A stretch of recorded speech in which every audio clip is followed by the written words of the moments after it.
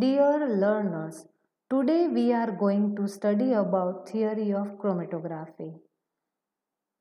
On completion of this lecture, you will be able to understand theory of chromatography and will be able to explain and derive various equations that are used in chromatography. Now we will go ahead towards theory of chromatography. Chromatography occurs by selectively retarding the passage of some components through mobile phase, permitting others to pass. That means that in chromatography, some components are allowed to pass and others are retarded. Hence, chromatogram is quantitatively evaluated by retardation factor, which is denoted by RF. RF is a measure of fraction of its total elution time that any compound spends in mobile phase. Since solute proceeds only when it is in mobile phase, RF is directly related to total amount of solute that is in the mobile phase. So as per the definition, RF is total amount of solute that is present in mobile phase. Now looking at equation 1, what is RF? RF is equal to Vm Cm upon Vm Cm plus Vs Cs. Vm is volume of mobile phase, Cm is concentration of sample in mobile phase, Vs is effective volume of stationary phase. Now what is effective volume of stationary phase? Effective volume is that volume of stationary phase which directly comes in contact with sample. Not entire surface of stationary phase comes in contact with sample, only some volume of stationary phase comes in contact with the stationary phase. So effective volume of stationary phase which is directly attached or that comes in contact with sample. Cs is concentration of sample in stationary phase. So RF, so as per the definition, RF is amount of solute or sample in mobile phase divided by total amount of sample. Now this is very important clue. V into C, that is volume into concentration, is equal to amount. Now how this is possible? So what is the unit of volume? It is liter or ml. I have here written liter. Concentration is expressed in gram per liter. So this liter or volume will be cancelled. So remaining unit will be gram, which is a unit of amount of solute. So V into C, that is volume into concentration, is equal to amount. Now if we divide this equation 1 by Cm, so what will happen? RF is equal to Vm upon Vm plus Vs into Cs upon Cm. Now Cs upon Cm, that is concentration of sample in stationary phase divided by concentration of sample in mobile phase, is equal to partition coefficient. So we will replace the value K instead of Cs upon Cm.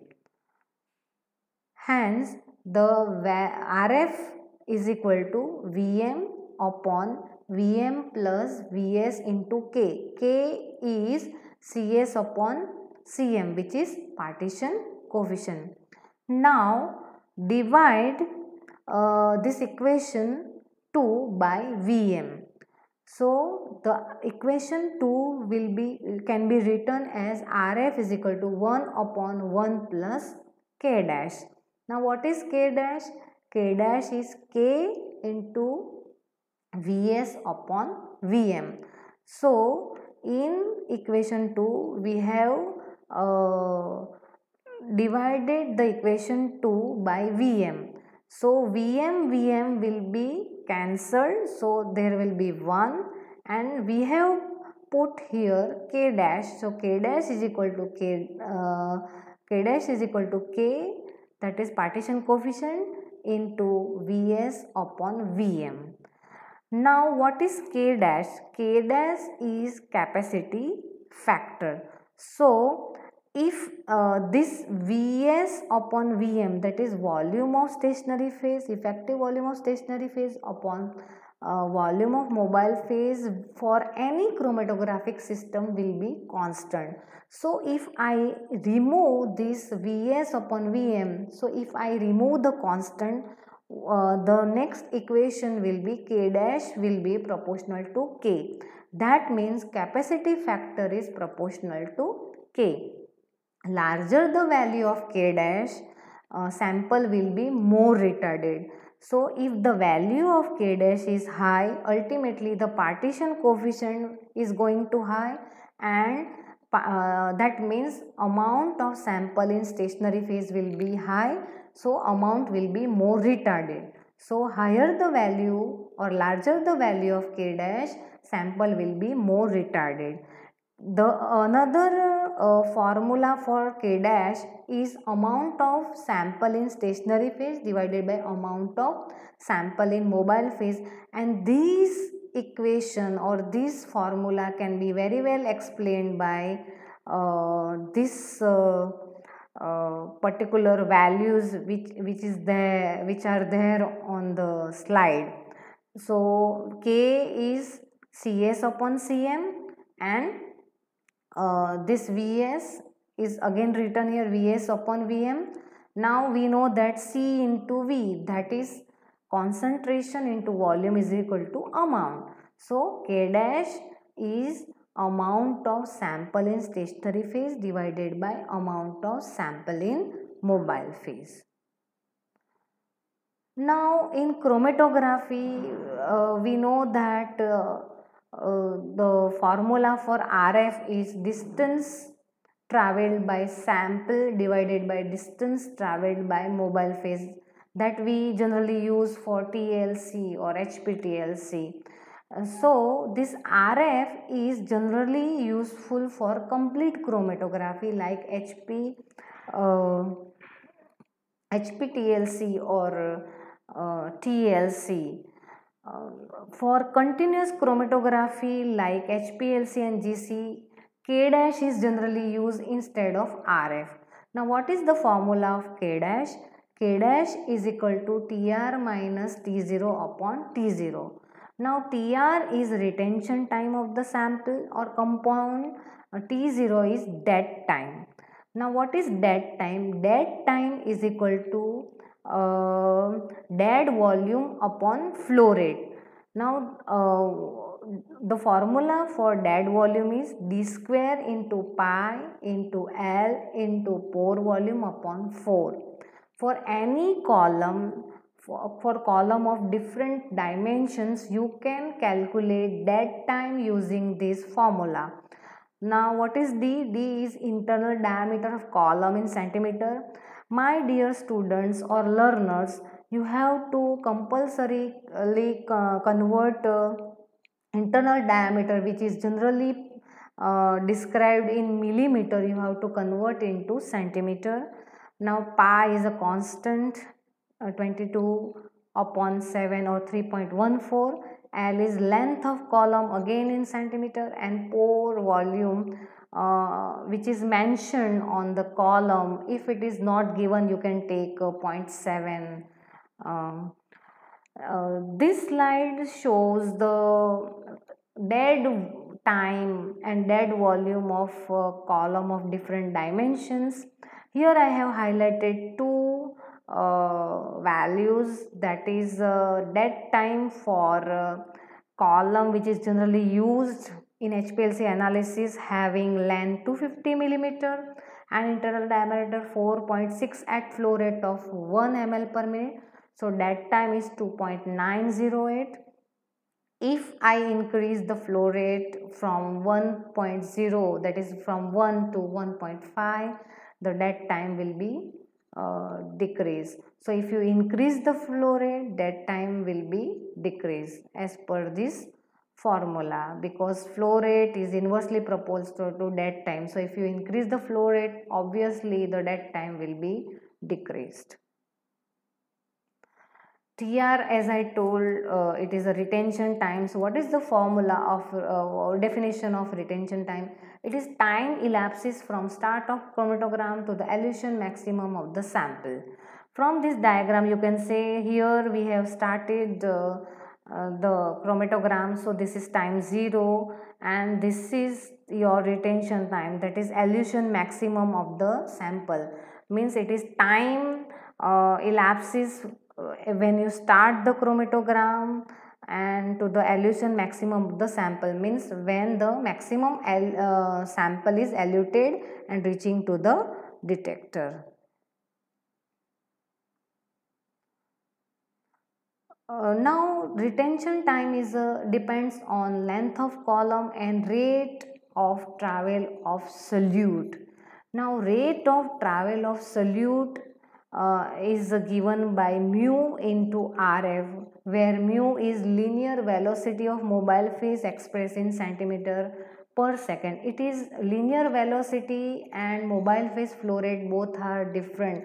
Mobile phase flow rate is expressed in ml per minute, while linear velocity of mobile phase is distance traveled by mobile phase per unit time. So if we place the value of rate, that is mu into RF, into above formula, the formula for retention time will be L upon mu into RF. But in our previous equation 3 we observed that RF is equal to 1 upon 1 plus K dash. So we are replacing this value of RF in the equation. So our equation will be RF is equal to 1 upon 1 plus K dash. Final equation will be TR is equal to L upon mu into 1 upon 1 plus K dash. So if we rearrange the equation, it will be like this, that is TR is equal to L into 1 plus K dash upon mu. Now L, that is length of column, will be constant for particular analysis, and mu, that is linear velocity of mobile phase, will also be a constant for that analysis. So L by mu both are constant. So I have put another constant in place of L by mu. Now that is T0. Now why L by mu is time only? T0 is some time, right? So why I have put L by mu as a time? So L is length, that is in centimeter, and mu is centimeter per second. So centimeter will be cancelled. So second will be remaining, and that second is time, and this is T0. So if we rearrange the entire equation, the value of K dash or the formula for K dash or capacity factor will be TR minus T0 upon T0. Now another important definition is separation factor, which is also known as selectivity factor, and it is denoted by alpha. It is defined as ratio of K2 upon K1. That means selectivity factor or capacity factor is ratio of two partition coefficient. Now if you see carefully, this is 2 by 1.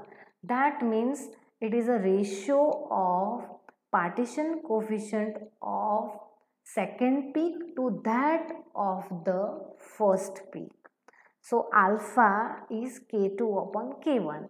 But in our previous slide, we know from that previous slide that partition coefficient is proportional to capacity factor, or capacity factor is proportional to partition coefficient. So we can write formula of alpha as K2 dash upon K1 dash. So if we replace the formula for capacity factor, K dash will be Tr2 minus T0 upon T0 upon Tr1 minus T0 upon T0. This is the capacity factor for second peak, and this will be the capacity factor for first peak. So T0 will be cancelled. So final formula for alpha or selectivity factor will be Tr2 minus T0 upon Tr1 minus T0. That means if you know the retention time of both the peaks, if you know column dimension and flow rate, you can very well calculate selectivity factor. Now coming to column efficiency, number of theoretical plates, that is n, and height equivalent to theoretical plate are the two terms which are generally associated with column efficiency. Now what is HETP? HETP is height equivalent to theoretical plate. As we had discussed in our previous lecture that number of theoretical plates are imaginary concept where it is believed that a chromatographic system is divided into various steps, and at each step there will be a equilibrium of a sample between stationary phase and mobile phase. So the height of that step is known as HTTP, and number of those steps will be n, number of theoretical plate, and HTTP and number of theoretical plates will be inversely proportional to each other. If HTTP is less, number of theoretical plates will be more. And as we know that ideal chromatographic peak is a Gaussian shaped peak. It can be described statistically by standard deviation, that is sigma, and variance, that is sigma square. Uh, if if we look at this ideal peak, that is symmetric peak or Gaussian peak, there are two tangents drawn to the both side of the peak, that is to the leading edge of the peak and to the tailing edge of the peak, and there will be one point where these tangents will touch the peak, and that point is known as inflection point, that is denoted by I. So what will be the width at inflection point? What will be the width of peak at inflection point? Statistically, it is derived that width of any peak at inflection point is equal to 2 sigma. Now what is inflection point? A point where convex shape is converted to concave. This convex shape of a peak is converted to concave. This is also convex part which has started converted to concave. So these are two inflection point. So what is the width of peak at inflection point? It is 2 sigma. Now there is another formula, that's WH is equal to 2.354 sigma. That means peak width at half of peak height is statistically given as 2.354 sigma, and peak width at base, this is the base of a peak, is given by 4 sigma.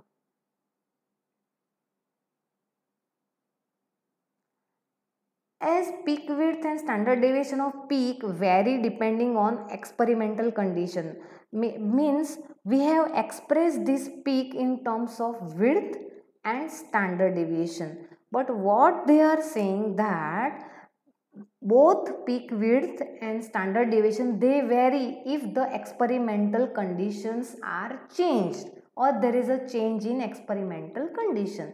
So better indicator of sharpness of peak is relative standard deviation, which is means standard deviation with respect to retention time, which is given as sigma upon TR. TR is retention time. Now number of theoretical plate is termed as reciprocal of RSD.